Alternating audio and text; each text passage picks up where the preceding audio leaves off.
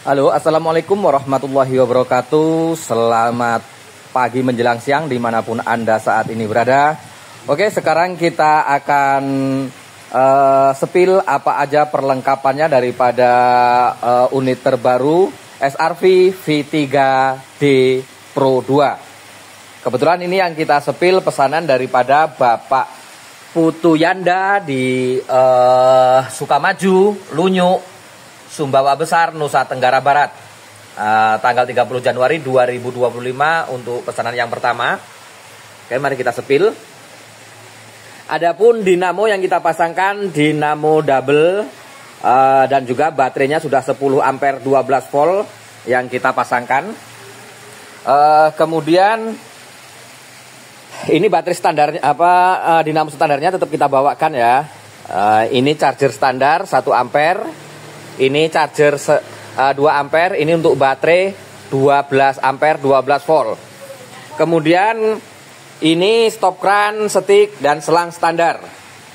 Untuk saat ini yang kita pasangkan yang premium seperti ini. Ini setik teleskopiknya bisa kita panjangkan untuk setiknya saja sampai 1 meter. Selain daripada nozzle ini ya, nozzle ini 40 cm. Cara pemasangannya sangat-sangat sederhana. Seperti ini Pak ya. Nah, seperti ini.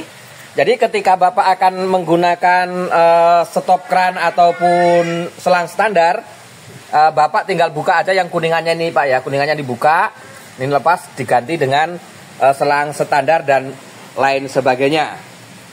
Seperti itu, selang standarnya maksimal hanya untuk 1 dinamo Pak ya. 11 ini nggak usah dihidupkan Pak ya, karena ini turbonya ataupun untuk menghidupkan dinamo double-nya. Adapun nozzle yang kita bawakan Pak ya, ini nozzle PLD 55 mata. Kemudian yang kedua triple PLD 5 mini. Yang ketiga nozzle shower lubang 8. Yang keempat nozzle shower lubang 5. Yang kelima nozzle shower lubang 4 warna oranye. Yang keenam nozzle shower lubang 4 tapi fleksibel. Ini bisa diputar-putar Pak ya. Bisa dibekuk-bekukkan, diputar-putar sesuai dengan keinginan. Ini yang ke-6 tadi ya. Yang ke-7 nozzle shower lubang 1. Kemudian yang ke-8 nozzle twin F. Yang ke-9 nozzle twin Y. Nomor 10 nozzle kuningan. Ini untuk aplikasi dengan flow rate yang sangat rendah Pak ya. Apabila menggunakan nozzle ini, kedua starter dimatikan, hanya cukup menggunakan potensio. Yang ke-9 tadi ya. Yang ke-10 ini nozzle twin F. Dalamnya apa ini namanya? Seperti ini Pak ya. Sampai susah ngomongnya. Kemudian yang ke-11 nozzle lubang 4 lurus. Seperti ini Pak ya untuk nozzle-nya. Oh, yang ke-12 nozzle standar fan solo. Seperti ini, jadi 12 nozzle. Adapun ini fungsinya untuk konektor charger eksternal. Jadi kita charger bawakan 2 Pak ya. Ini 1 ampere, ini 2 ampere. Jadi kalau umpamanya menggunakan charger eksternalnya, pastikan yang warna merah ke positif. Colokkan sini aja, capitkan. Yang warna hitam ke negatif, seperti ini. Lalu charger ini kita hubungkan ke sumber listrik sampai warnanya hijau. Kemudian sebentar Pak ya, biar lebih gampang saya pakai tripod. Setelah warna hijau, kemudian kita sambungkan, kita koneksikan ke sini. Warna merah Pak ya, artinya sedang mengisi. Ini 2 ampere Pak ya. Ini 2 ampere chargernya, biar lebih cepat karena ini 12 ampere. Jadi kita bisa ngecas secara bersamaan. Yang di dalam kita cas juga menggunakan yang 1 ampere seperti biasa. Kita koneksikan seperti ini Pak ya. Lampu indikator sudah menyala hijau, berarti arus sudah masuk. Baru kita koneksikan seperti ini. Oke. Dua-duanya sedang mengecas Pak ya. Kemudian bagaimana untuk peralihan baterai dari 10 ke 12 ataupun sebaliknya. Oke, kita lepas. Umpamanya akan beralih ke 12 ampere. Kita lepas dulu Pak ya semuanya. Ini cara melepas baterainya Pak ya, melepas chargernya. Lepasnya dari sini dulu Pak. Dari sini dulu kita lepas, baru kita lepaskan ke sininya. Oke, cara pengecasannya saya anggap sudah selesai. Sekarang tinggal bagaimana cara pergantian baterai.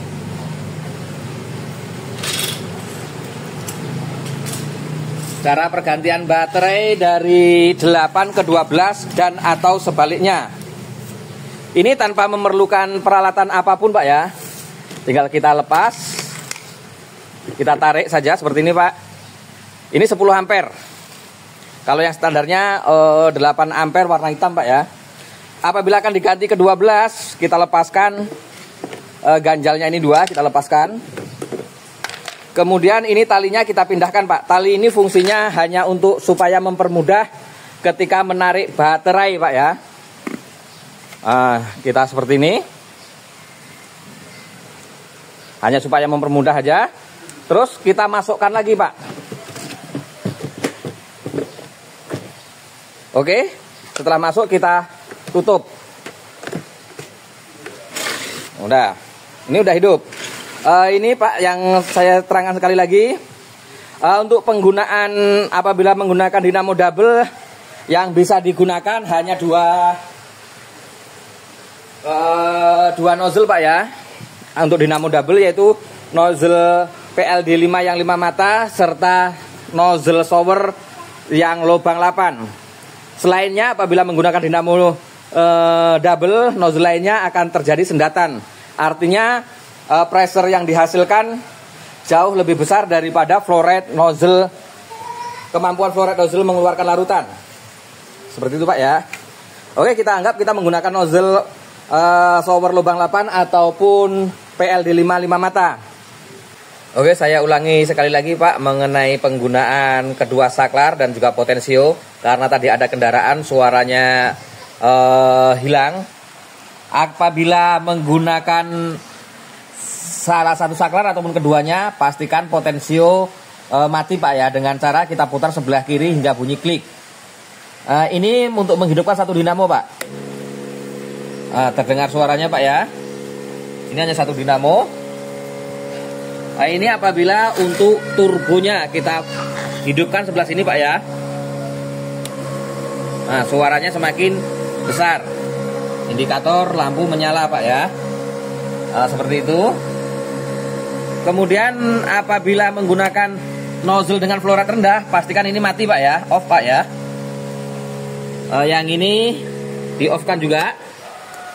Kemudian kita menggunakan potensio saja Pak. Ini dengan nozzle apabila menggunakan nozzle flow rate rendah ataupun masih pemula. Ibaratnya inilah, ini kan bisa di setel Pak, bisa di setel kasar ataupun halus. Apabila akan menggunakan halus otomatis flow rate-nya rendah. Itu kita menggunakan ini Pak. Kita hidupkan. Itu disesuaikan dengan nozzle yang digunakan nantinya Pak ya. Apabila terdengar suara sendatan berarti lebih besar tekanannya ataupun gasnya, berarti gasnya harus dikurangi seperti itu Pak ya. Terus ini tadi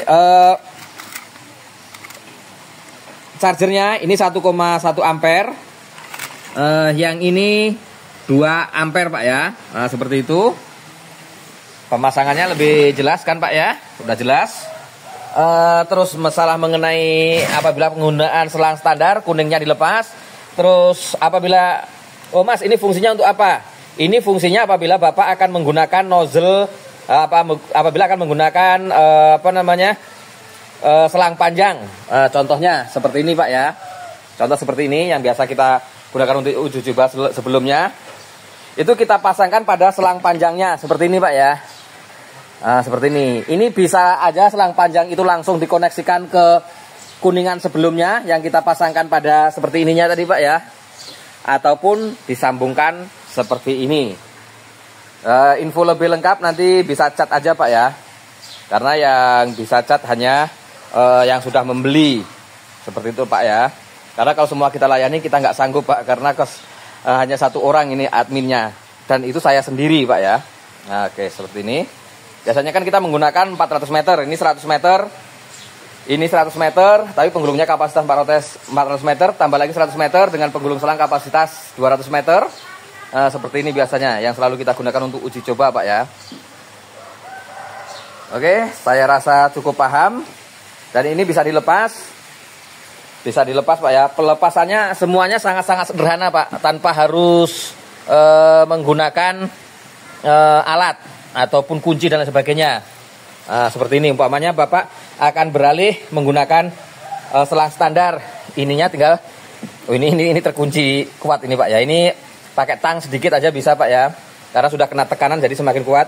Nanti setelah kuningnya dilepas baru dipasangkan yang ini, Pak ya, baru disambung dengan stop kran standar, kemudian stick standar dan nozzle. Yang penting pastikan dipasang ini, Pak ya, rubber sealnya, Pak ya, ataupun seal.